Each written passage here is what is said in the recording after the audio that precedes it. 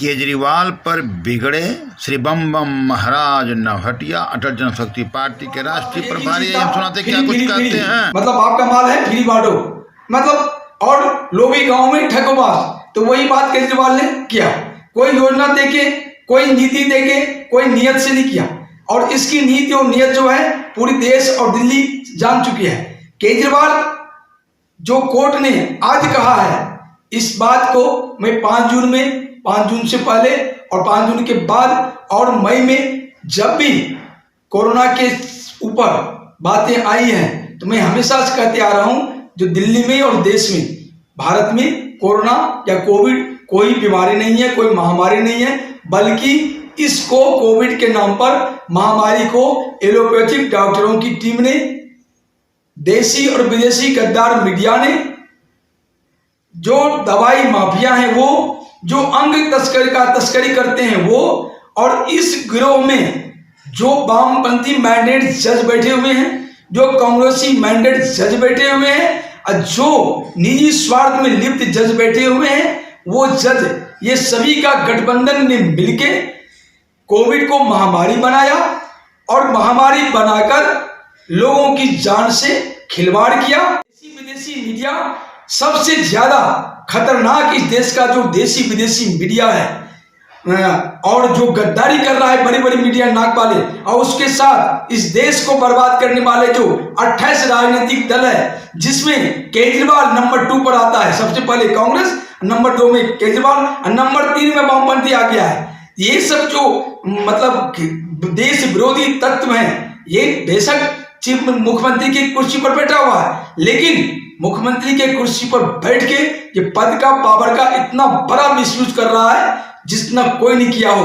मैं यहाँ केजरीवाल से पूछना चाहता हूँ, जब ऑक्सीजन की कमी नहीं थी तो आपने इस तरह का माहौल क्यों बनवाया? मैं कोर्ट से पूछना चाहता हूँ, कोर्ट ने कभी क्यों नहीं केजरीवाल सरकार को पूछा तुम्हारा रिक्वायरमेंट क्या है, तुम प्रमाण के सहित सब कुछ दो? लेकिन कोर्ट तो ऐसे कर रहा था अफसरों को, केंद्र सरकार को, जैसे कि उसके पास तलवार रही तो गर्दन काट दे। अकेला केजरीवाल दोषी नहीं है, वह जज जो केजरीवाल के विधायक को क्लीन चिट दिया है कोर्ट के, वो भी दोषी है। और जो जज केंद्र सरकार को बराबर टारगेट किया केजरीवाल के मीटर पर, वो भी दोषी है। मतलब ये जज का गठबंधन, 28 राजनीतिक दलों का गठबंधन, देसी मीडिया, देसी विदेशी मीडिया का गठबंधन, और जो मतलब जो प्रबुद्ध करने वाले वामपंथी और कांग्रेस के अमचे चमचे जो देश को तोड़ने की जद में हैं, ये सब का जो गठबंधन है, इसके साथ एलोपैथिक डॉक्टर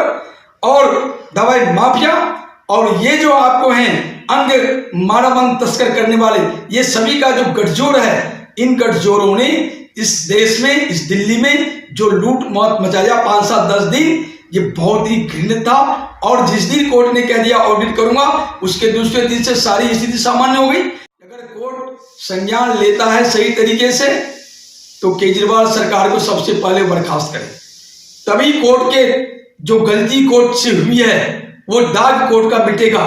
नहीं तो जो जज ने गलती किया है उस जज के खिलाफ सुप्रीम कोर्ट संज्ञान ले, एफआईआर दर्ज करे। नहीं तो भारत सरकार संसद में प्रस्ताव पारित करके इन जजों के खिलाफ कार्रवाई करें, इन जजों को नौकरी से निष्कासित करें, इन जजों को किसी भी प्रकार का आने वाली सुविधाएं जो होती है रिटायरमेंट वगैरह के बाद सारा पर बैन लगाए। क्योंकि ये जज आज न्यायालय के और न्याय के नाम पर देश का बहुत बड़ा शोषण हो रहा है।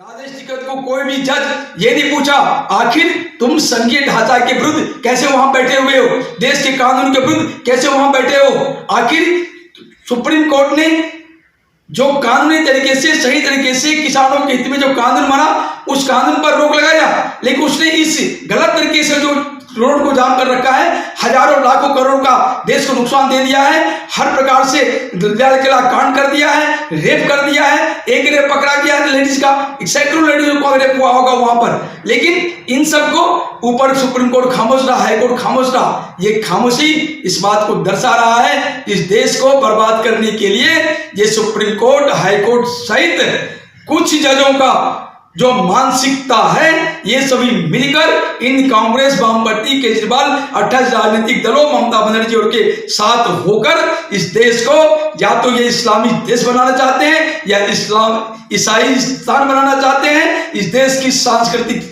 धरोहर, सनातन धर्म की धरोहर, जो भी सनातन संस्कृति है और सभ्यता है, इन सबको ये मटिया मिट करना चाहते हैं। और ये जो शासन व्यवस्था है, ये शासन व्यवस्था तो पहले से ही अंग्रेजों की बनाई हुई है। इस देश का अपनी शासन व्यवस्था है ही नहीं, देश आज तक आजाद हुआ ही नहीं है।